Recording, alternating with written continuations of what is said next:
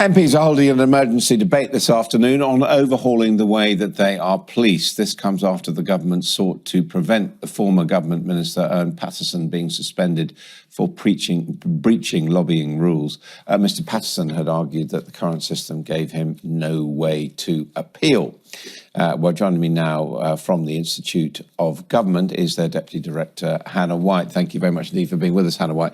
Just starting on that narrow point, the present system, is it right when MPs complain that there's no right of appeal? Well, the current system is the one that MPs have all agreed to. It's the one that they said should be in place. And the way it works is there's an independent Parliamentary Commissioner for Standards who conducts an inquiry when it's said that somebody has breached the MP's Code of Conduct.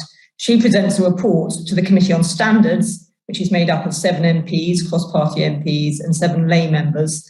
And they look at her report and decide if they agree with it.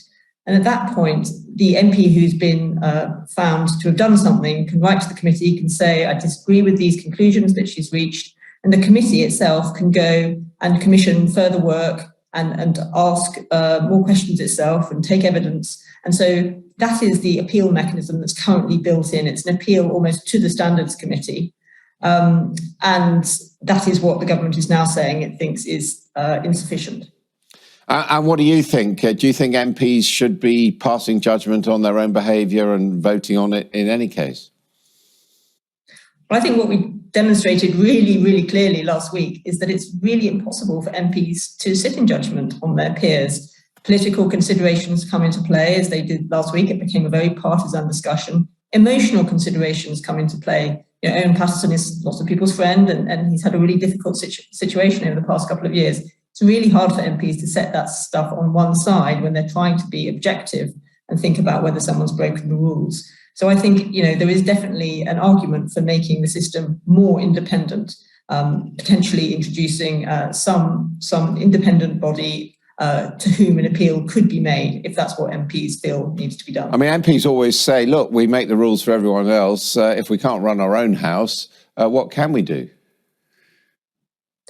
Yeah, and there's always an argument that when a really serious sanction, something like a suspension, which in the case of Ern Patterson would have led to potentially a recall petition, that it's only MPs at the end of the day who should make that judgment because they're elected, and you shouldn't have an unelected person who makes that decision. But we're caught in a bit of a quandary, because if they can't be objective about it, then then that's not a good outcome either. We already have a system in place in the House of Commons that was put in place last year in relation to bullying and harassment, which does have this more independent panel. It's called an independent expert panel to whom appeals can be made. And there is a possibility that a sort of model like that could be used. But at the end of the day, even in that system, MPs get a final vote. So they get a vote on the sanction which has been determined by the independent expert panel, who are also able to hear appeals if the MP who's accused doesn't agree with the finding.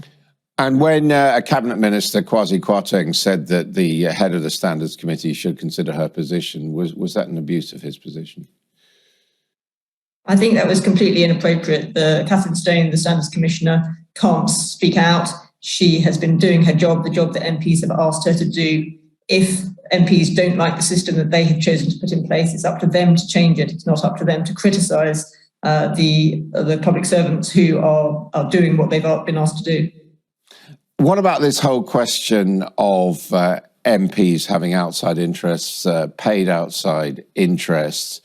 Clearly under this system, what Ern Patterson did was found to be wrong. So do we need tighter rules or even a ban on second jobs? I don't think we should be thinking about a complete ban on second jobs. There are lots of MPs who, before they come into Parliament, are things like doctors or dentists, and they actually need to keep practicing in order to maintain their qualifications. So them doing a little bit of work also alongside their MP duties, I think things like that aren't problematic. And I think, it is advantageous to us all to have MPs who have genuine life experience of what's going on beyond the Westminster bubble. What I think is problematic, and it could be addressed, is MPs who are basically employed as consultants purely because they are MPs and they can provide contacts and access into the political system, which is privileged purely by virtue of being an MP, and that company wouldn't be interested in employing them if they weren't an MP. And I think those sort of consultancy jobs can really easily slip over the line, as we saw with Owen Paterson, into something that's inappropriate. It's the MP starts to actually actively lobby on behalf of those companies because they feel that they're being paid by them, so they need to give some advantage to those companies, and that's what's not allowed. Dr. Hannah White, thank you very much indeed.